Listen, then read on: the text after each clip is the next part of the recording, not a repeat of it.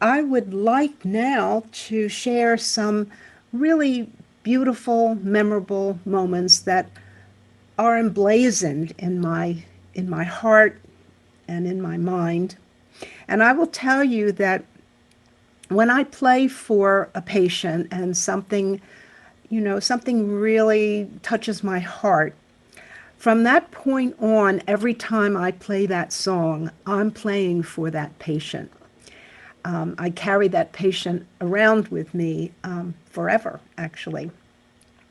So, and I also want to say that, again, every time we go out to play in healthcare facilities or privately too, I'm doing private sessions now over Zoom, and people are really enjoying just leaning into the music, as I hope you did during the session I just played for you.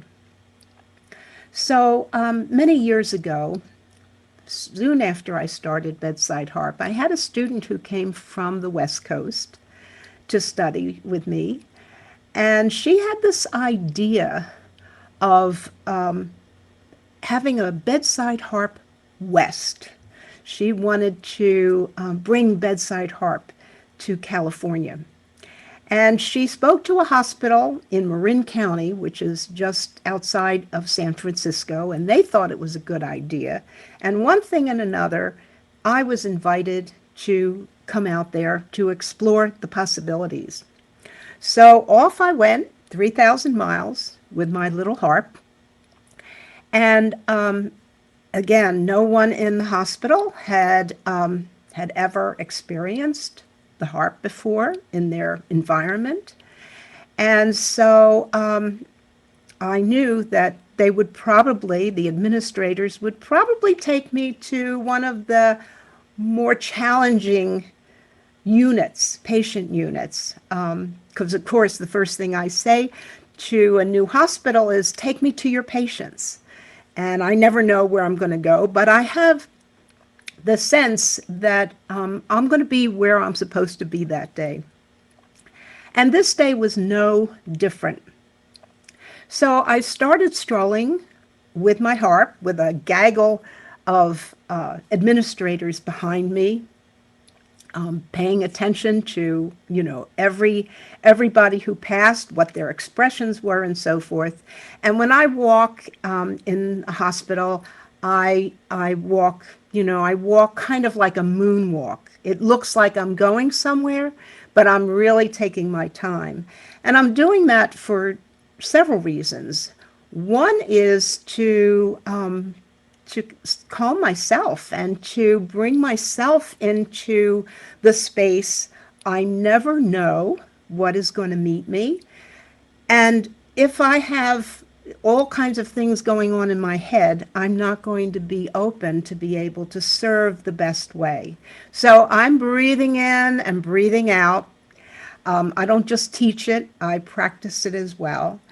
And I'm walking slowly and I'm playing because whenever I'm in the hospital and have my harp on, I am playing. My fingers are on the strings. And we go into this unit, and as soon as I walked into the unit, a nurse came flying out of one room. And I immediately made an assumption, which I teach people do not make assumptions, but there I was. I made an assumption that she didn't want the harp in that unit. But that wasn't the case at all. She asked me to come into the room. And in the room was a patient in bed, an older woman, and she was hooked up to a lot of monitors. And she seemed a little agitated, not a whole lot, but somewhat agitated.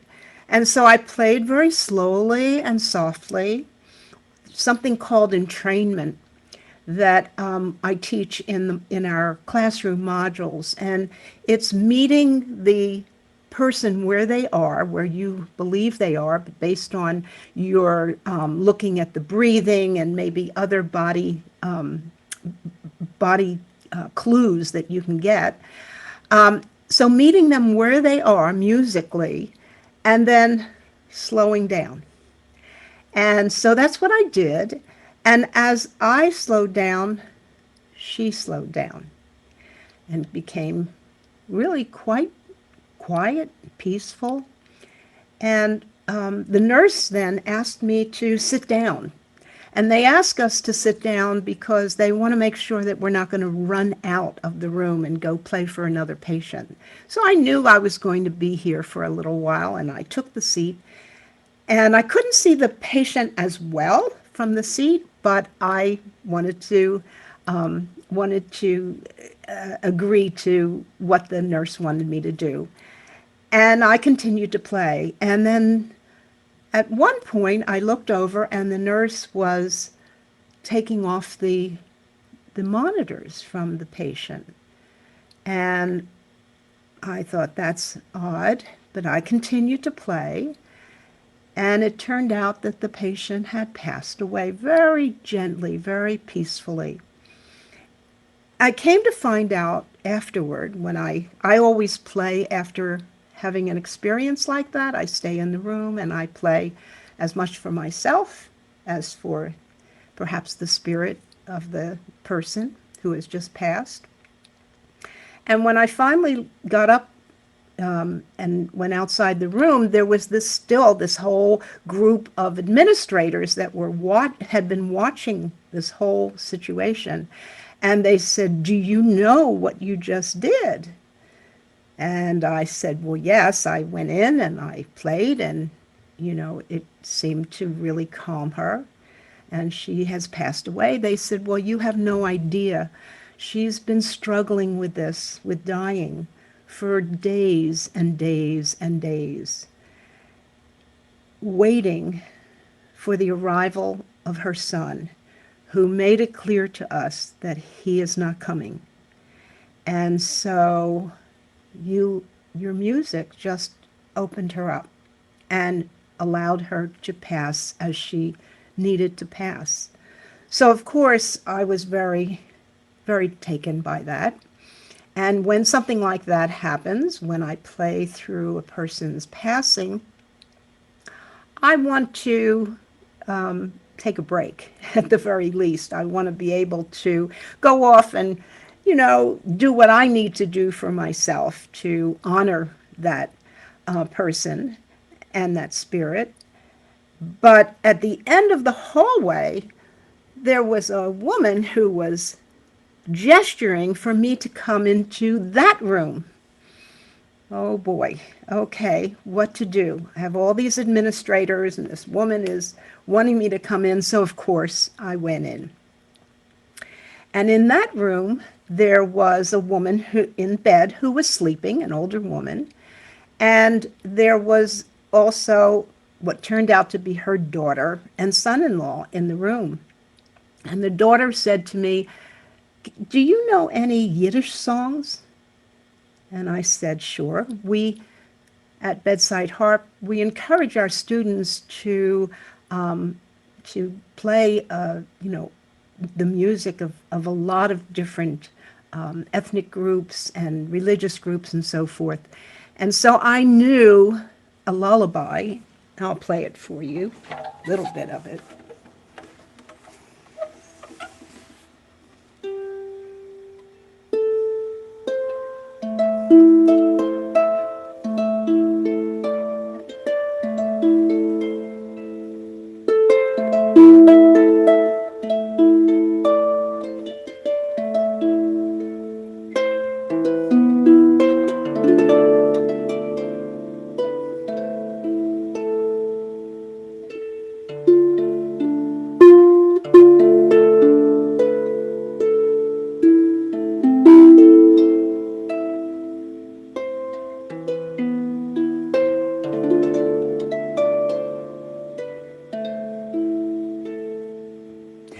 And I played it a few times, and the daughter began singing.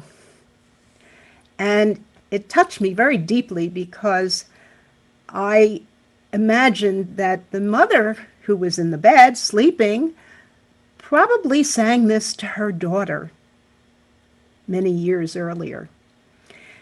And so I played this over and over again. And at one point, the woman who was sleeping opened her eyes, smiled at her daughter. They held hands. The daughter continued to sing the song. I continued to play it. I must have played it. I played it a lot of times, let me put it that way. And there was such calm and peace in the room, and everybody seemed to really be resonating with the music, especially because it was being sung by the daughter. And then after a while, I took my leave, and the daughter followed me out and said to me, "Do you know what just happened?" And I said, "Oh my goodness, now what?" I'd just come out of the other room. She said, "My mother has been in a coma for weeks, and she's now awake. I need to tell the staff that she's just awakened." So that's why I don't like to know ahead of time what the condition of patients is, because I really want to just step into the mystery and just play as I play, and whatever happens, happens. Now, that kind of thing doesn't happen all the time, I must say. But when it does, oh my goodness, what a wonderful feeling that is, that it's not me, it's the music that touched this woman wherever she was and brought her back. So I then said to the daughter, "Do you know that this morning I flew 3,000 miles to be here today? And I guess this is the reason that I'm here."